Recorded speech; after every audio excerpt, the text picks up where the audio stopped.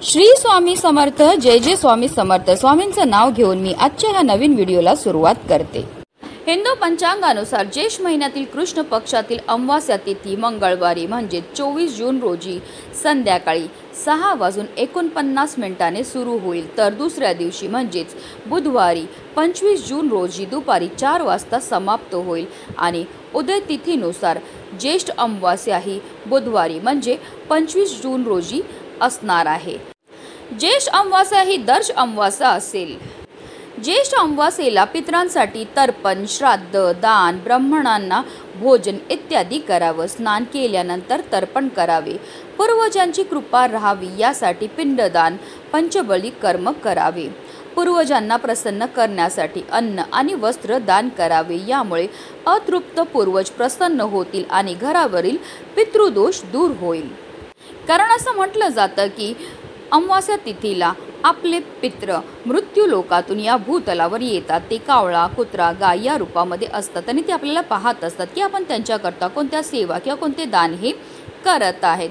तसेच अमावास्येला देवी लक्ष्मीचा आशीर्वाद मिळवण्यासाठी घराच्या मुख्य प्रवेशद्वारावर मोहरीच्या तेलाचा दिवा आवर्जून लावायचा आहे। कारण अमावास्या तिथीच्या दिवशी माता लक्ष्मीच्या पूजनाला सुद्धा विशेष महत्त्व हे दिलं जातं। ज्येष्ठ अमावास्येच्या दिवशी अनेक शुभ योगांचा संयोग जुळून आलेला आहे। ज्येष्ठ अमावास्येच्या दिवशी सर्वार्थ सिद्ध योग, त्याचबरोबर वृद्धी योग आणि गंड योगाचा संयोग आहे।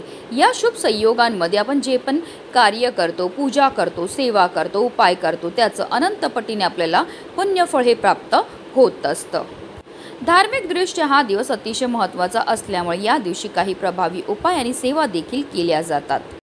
आणि म्हणूनच ज्येष्ठ अमावास्येच्या दिवशी तुम्ही काही नाही केलं तरीही चालेल, पण फक्त गाईला खाऊ घाला ही एक वस्तू। ही वस्तू खायला दिल्यामुळे आपल्या जीवनामध्ये असणारे सर्व संकट, ग्रहदोष, वास्तुदोष, पितृदोष, शत्रुपीडा तर नष्ट होणारच आहे, पण आपल्या 7 पिढ्यांचं दारिद्र्य नष्ट होऊन आपले पित्र आपल्यावर प्रसन्न होणार आहेत आणि आपली कितीही कठीणातील कठीण इच्छा ते पूर्ण करणार। तर अतिशय प्रभावी अशी ही सेवा आहे, ज्याबद्दल सविस्तर आणि महत्त्वाची अशी माहिती मी तुम्हाला या व्हिडिओमध्ये देणार आहे। तो व्हिडिओ पूर्ण पहा आणि जर तुम्ही माझ्या चॅनलवर नवीन असतील तर चॅनलला सबस्क्राईब करा आणि शेजारी बेल आयकॉन सुद्धा प्रेस करा, जेणेकरून तुम्हाला माझ्या नवीन व्हिडिओचं नोटिफिकेशन हे मिळत राहील आणि तुम्ही एक पण व्हिडिओ मिस करणार नाही।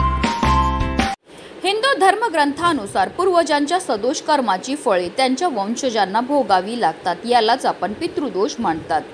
ज्योतिषशास्त्रानुसार आपल्या जीवनात अनेक प्रकारचे दोष असतात, त्यापैकी एक म्हणजे पितृदोष।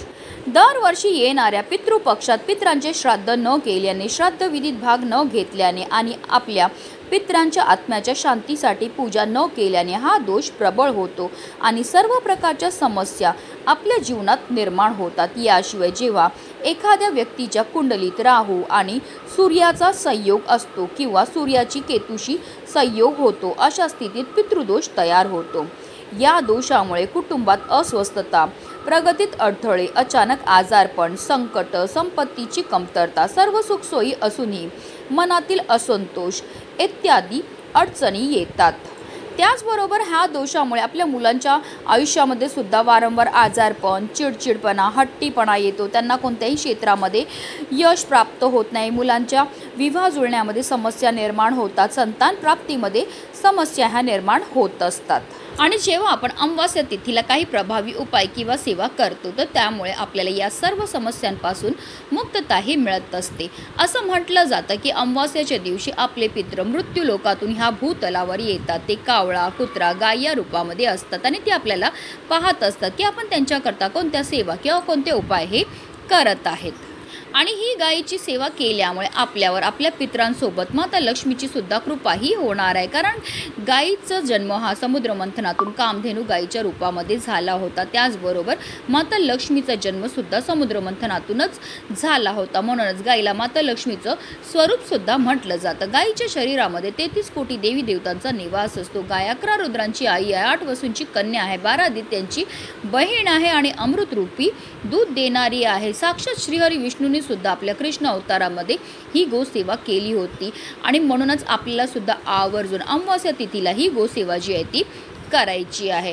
ही सेवा करण्याकरता आपल्याला अमावस्येच्या दिवशी सकाळी ब्रह्ममुहूर्तावर उठायचं आहे, कारण असं म्हटलं जातं ब्रह्ममुहूर्तावर आपण जे पण सेवा किंवा उपाय करतो त्यामध्ये आपल्याला निश्चितच सफलताही प्राप्त होत असते। त्यानंतर आपल्याला स्नान करायचे, स्वच्छ वस्त्र परिधान करायचे, विधिवत देवपूजाही करून घ्यायची। त्यानंतर तुम्ही दिवसभरामध्ये कधीही गोसेवा जी आहे ती करू शकतात।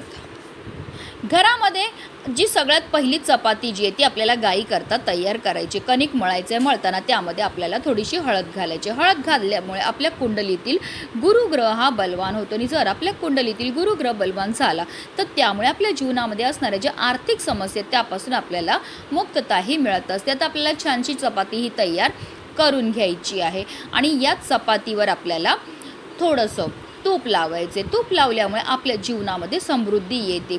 तसेच आपल्याला थोडेसे काळे तीळसुद्धा या चपातीवर ठेवायचे आहेत, कारण काळे तीळ हे आपल्या पितरांना समर्पित आहेत आणि जेव्हा पण आपण गाईला काळे तीळ खायला देतो तर त्यामुळे आपल्या कुंडलीमध्ये असणारा प्रखरातला प्रकार पितृदोष, ग्रहदोष, शत्रुपीडा आणि दारिद्र्य दूर होण्यामध्ये मदतही मिळत असते। तसेच आपल्याला या चपातीवर एक गुळाचा खडासुद्धा ठेवायचा आहे। गाईला गुळ खायला दिल्यामुळे आपल्या कुंडलीत असणाऱ्या राहू, केतू, शनी, मंगळ दोषापासून आपल्याला मुक्तताही मिळत असते। तर अशी ही गोड चपाती घेऊन आपल्याला गाईजवळ जायचं। आता गाय जर तुमच्या घरी असेल तर घरच्या घरी तुम्ही ही गोसेवा जी आहे ती करू शकतात किंवा एखाद्या गोठ्यात जाऊ शकतात किंवा गोशालेमध्ये तुम्ही जाऊ शकतात किंवा वाटेत कुठेही तुम्हाला गाय ही भेटणार आहे। गायीजवळ गेल्यावर सर्वप्रथम तिच्या दोन्ही पायावर आपल्याला पाणी हे अर्पण करून घ्यायचं आहे, तिची आरती करून घ्यायची आणि त्यानंतर आपल्याला आपल्या हातातनं गाईला ही चपाती जी आहे ती खायला द्यायची। कारण असं म्हटलं जातं जेव्हा गाय आपल्या हातातनं ही चपाती खाते आणि तिची जीभ आपल्या हाताला लागते तर त्यामुळे आपल्या जीवनामध्ये असणारा जो दोष आहे, दारिद्र्य, ते दूर होण्यामध्ये मदतही मिळत असते। त्यानंतर आपल्याला आवर्जून गाईला थोडंसं पाणी प्यायला द्यायचं।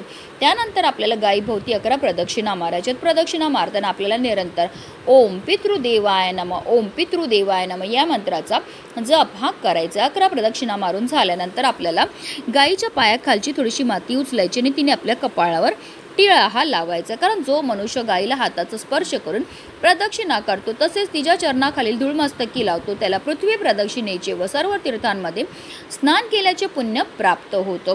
त्यानंतर जर गाय स्पर्श करून देत असेल तर आवर्जून आपल्याला तिच्या पाठीवर हात फिरवायचा आहे आणि आपल्या मनातली इच्छाही बोलायची। अतिशय उच्च कोटीची ही सेवा केल्यामुळे आपले पित्र आपल्यावर प्रसन्न होणार आहेत आणि आपल्याला ते सुखी संसाराचा आशीर्वाद देणार आहेत। कारण अमावस्या तिथीला आपले पित्र मृत्यू लोकातून या भूतलावर येतात। ते कावळा, कुत्रा, गाय या रूपामध्ये असतात आणि ते आपल्याला पाहत असतात की आपण त्यांच्याकरता कोणत्या सेवा करत आहेत आणि ही गायीची सेवा केल्यामुळे आपले पित्र आपल्यावर प्रसन्न होणार आणि आपल्या सर्व मनोकामना पूर्ण करतील। म्हणूनच व्हिडिओ जास्तीत जास्त लोकांपर्यंत शेअर करा। श्री स्वामी समर्थ।